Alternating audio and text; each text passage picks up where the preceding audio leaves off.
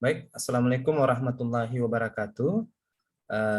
Kami dari tim peneliti LP3M Universitas Muhammadiyah Makassar akan mempresentasikan hasil penelitian kami, di mana penelitian kami ini didanai melalui bantuan pendanaan program penelitian kebijakan Merdeka, Belajar Kampus Merdeka, dan pengabdian masyarakat berbasis hasil penelitian dan Purwarupa PTS Ditjen Dikti Ristek Kemdikbud Ristek tahun anggaran 2021.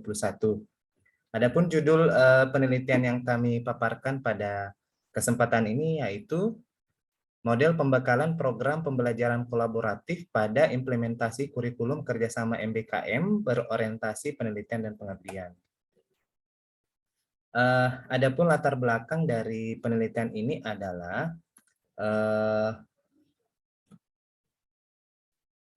kebijakan Kementerian Pendidikan dan Kebudayaan terkait program kerjasama kurikulum implementasi MBKM saat ini telah diberlakukan secara nasional di tingkat perguruan tinggi.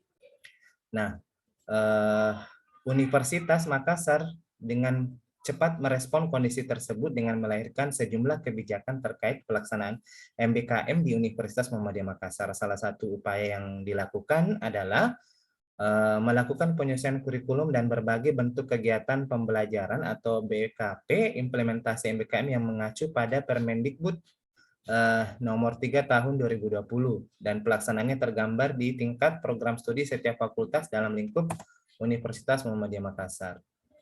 Tujuan penelitian ini adalah memaksimalkan pembekalan program pembelajaran kolaboratif pada implementasi kurikulum kerjasama MBKM Universitas Muhammadiyah Makassar dengan berbagai mitra pendidikan di Sulawesi Selatan melalui pengembangan model pembekalan program pembelajaran kolaboratif pada implementasi kurikulum kerjasama MBKM. Selain itu, kita akan memperoleh gambaran atau informasi terkait dampak implementasi MBKM dengan metode survei di tingkat universitas. Selain itu, dijabarkan melalui kegiatan seminar hasil dan workshop yang dilaksanakan sebagai bagian dari tahapan program pembekalan untuk menyampaikan hasil penelitian terkait hasil pelaksanaan implementasi MBKM di Uniswa Makassar. Sasarannya adalah sejumlah prodi di lingkup fakultas yang ada di Universitas Muhammadiyah Makassar yang telah melakukan upaya dan tindakan nyata dalam merekonstruksi kurikulum dan masih memerlukan bantuan untuk penyempurnaan serta proses implementasi kurikulum tersebut sesuai dengan tuntutan Permendikbud nomor 3 tahun 2020 tentang kebijakan program MBKM. Sasaran tersebut ada 5, yaitu Fakultas Keguruan dan Ilmu Pendidikan meliputi prodi pendidikan matematika, fisika, biologi, bahasa dan sastra Indonesia, PGSD, dan teknologi pendidikan. Di Fakultas Pertanian ada prodi agribisnis. Untuk Fakultas Ilmu Sosial dan Ilmu Politik meliputi program studi administrasi negara, ilmu pemerintahan, dan ilmu komunikasi. Di Fakultas Agama Islam meliputi prodi Hukum Ekonomi Islam dan Pendidikan Agama Islam. Sementara untuk di Fakultas Ekonomi dan Bisnis terdiri atas program studi manajemen. Metode pelaksanaan yang kami lakukan yaitu tentunya tidak terlepas dari seminar IKU MBKM itu sendiri, seminar nasional hasil terkait IKU MBKM. Metode yang kami gunakan adalah metode populasi atau total sampling dengan menggunakan metode survei dan pengembangan program pembekalan kesiapan P2M berorientasi MBKM. Gambaran hasil penelitian terkait dengan hasil survei yang telah kami peroleh, kami random beberapa pertanyaan yang berkaitan dengan model pembekalan yang akan kami lakukan.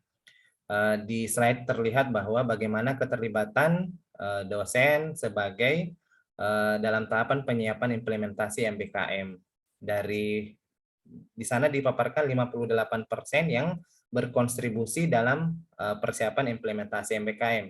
Sementara dampak terhadap proses pembelajaran mahasiswa bagi dosen sekitar 43,11% yang menyatakan ada peningkatan, namun perlu digarisbawahi kata peningkatan itu pada cukup saja.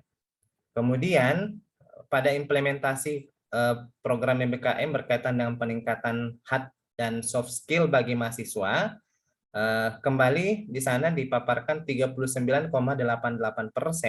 ada peningkatan yang tetap pada kategori cukup.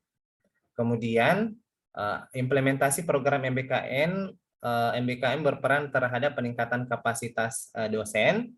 Kembali di sana dipaparkan 42,23% yang menyatakan bahwa ada peningkatan dengan baik berkaitan dengan implementasi. Nah, berkaitan dengan hal itu ditunjang oleh hasil FGD dan interview bahwa masih banyak mahasiswa maupun dosen serta tenaga kependidikan yang belum memahami MBKM secara komprehensif. Kemudian sebagian besar mahasiswa memilih MBKM berbasis praktik atau magang dibandingkan dengan program yang lain karena bersentuhan langsung dengan situasi lapangan yang ada. Kemudian, sebagian besar mahasiswa ingin mengikuti kegiatan MBKM namun belum memahami BKP yang sesuai dengan karakteristik mahasiswa. Kemudian kendala yang dihadapi selama pelaksanaan BKM yaitu pembimbingan yang kurang, pendanaan terbatas, mitra yang minim informasi, dan batasan aktivitas pembelajaran. Oleh karena itu, kami mencoba mendesain pembekalan program pembelajaran kolaboratif sebagai bentuk implementasi MBKM itu sendiri, di mana model yang kami kembangkan itu adalah model pembekalan partisipatif terbimbing, di mana model pembekalan ini kami kembangkan dengan menggunakan model round tree dan model evaluasi formatif Tesmel yang meliputi self-evaluation and expert review. Pengumpulan datanya dilakukan menggunakan metode walkthrough dan angket berupa lembar validasi, di mana lembar validasi ya ini kami serahkan atau kami berikan kepada 3 orang pakar di bidang evaluasi, bidang pendidikan, dan yang menguasai atau yang expert di bidang MBKM itu sendiri. Aspek yang divalidasi dari program pembelajaran yang dikembangkan adalah aspek materi, konstruksi, dan bahasa. Ini adalah desain atau kerangka yang kami kembangkan di mana bentuk ini kami ramu dalam 10 tahapan, mulai dari merekrut peserta atau calon yang akan mengikuti MBKM dari 8 bentuk implementasi yang ada di Universitas Muhammadiyah Makassar. Kemudian kita identifikasi berkaitan dengan kebutuhan sumber dan hambatan-hambatan yang ada, tinjauan umum atau tujuan umum dan khususnya seperti apa. Kemudian kita mengembangkan alat evaluasi baik sebelum dan setelah pelaksanaan MBKM itu sendiri nantinya. Kemudian kita kembangkan atau urutkan kegiatan bahan-bahan yang kita butuhkan, metodenya dan teknik. Kemudian kita memberikan pelatihan pelatih.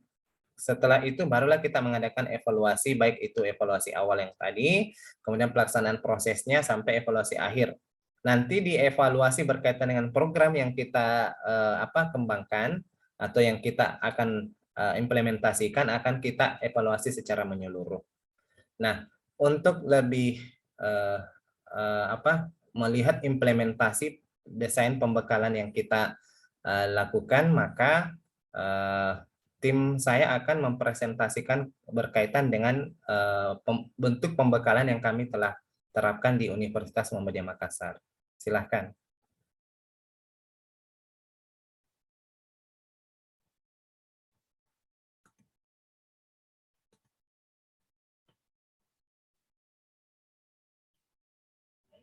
Terima kasih atas kesempatan yang diberikan.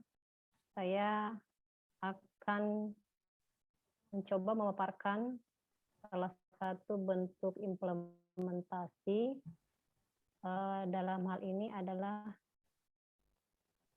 bagaimana bentuk perancangan model pembekalannya.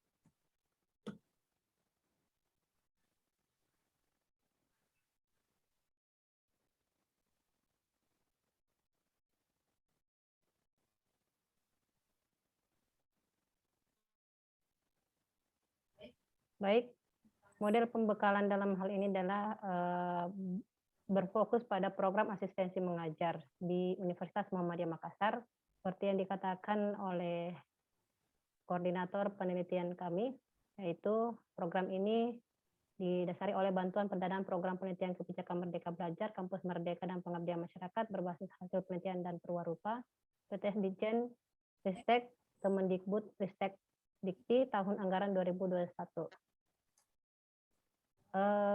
Sebelumnya kami melakukan studi kasus di mana beberapa temuan dari hasil studi kasus ini yaitu pertama, kemampuan awal mahasiswa dalam merancang skenario pembelajaran belum berorientasi pada PJBL atau CASMAT atau Case-Based Learning yang bersesuaian dengan tuntutan bentuk pembelajaran yang tertuang dalam kebijakan MBKM Permendikbud nomor 3 tahun 2020. Hal ini dipicu oleh bentuk pembekalan selama ini yang bersifat general, jadi belum kepada bentuk-bentuk MBKM yang disesuaikan. Hasilnya adalah mahasiswa masih rendah dalam hal kemampuan berpikir tingkat tinggi terkait dengan bagaimana merancang skenario dan konten pembelajaran. Oleh karena itu, perlu adanya model pembekalan khusus dalam program pembekalan kolaboratif pada implementasi kurikulum kerjasama MBKM yang khususnya pada asistensi mengajar.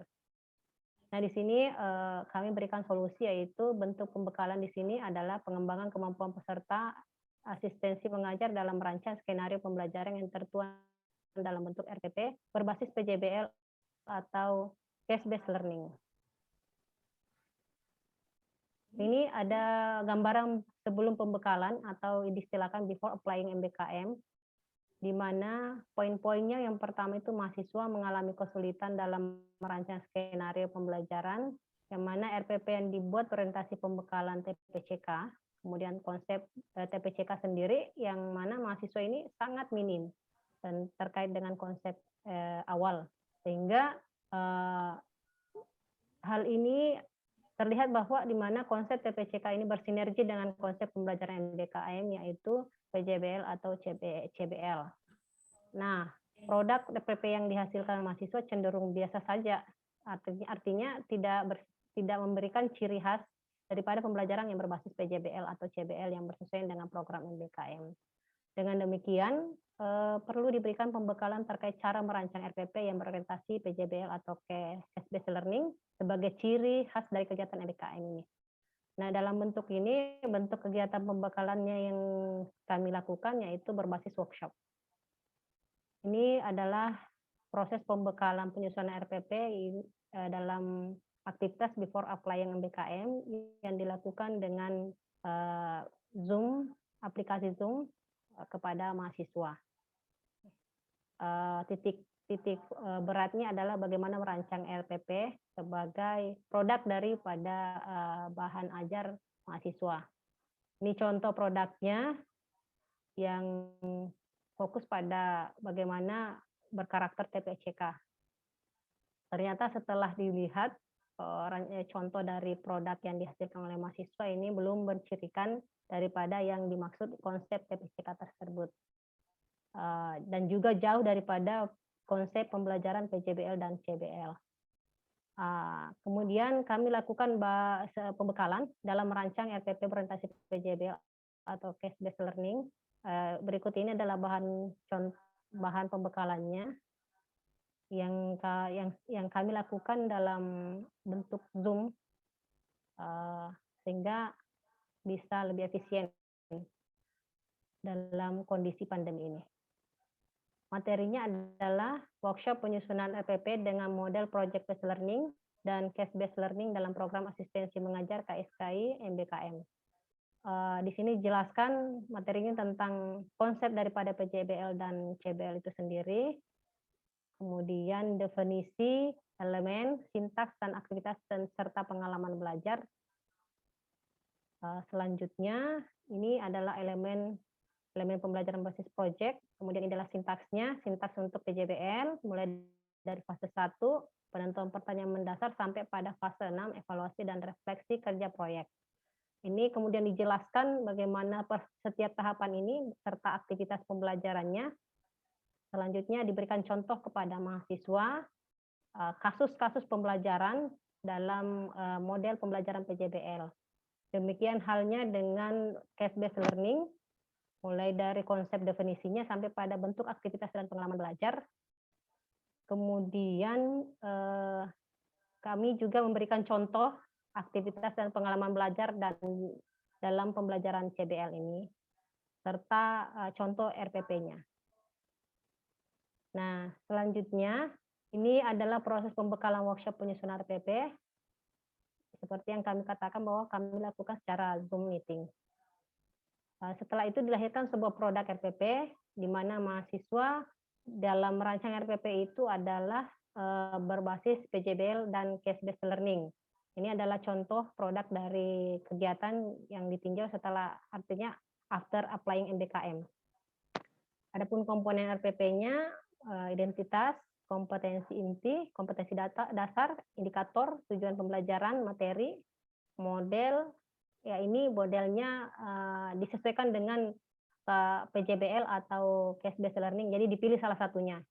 Yang mana pemilihan ini berdasarkan pada karakter konten atau materi daripada yang akan diajarkan oleh mahasiswa kepada siswa di sekolah mitra.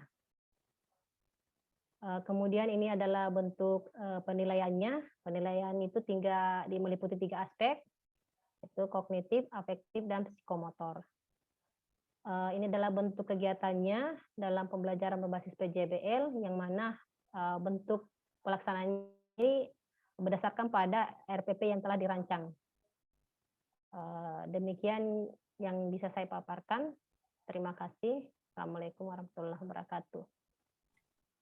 Ya, itulah yang hasil penelitian yang telah kami paparkan, di mana penelitian ini didanai melalui bantuan pendanaan program penelitian kebijakan Merdeka Belajar Kampus Merdeka dan pengabdian kepada masyarakat berbasis hasil penelitian perguruan tinggi swasta tahun 2021.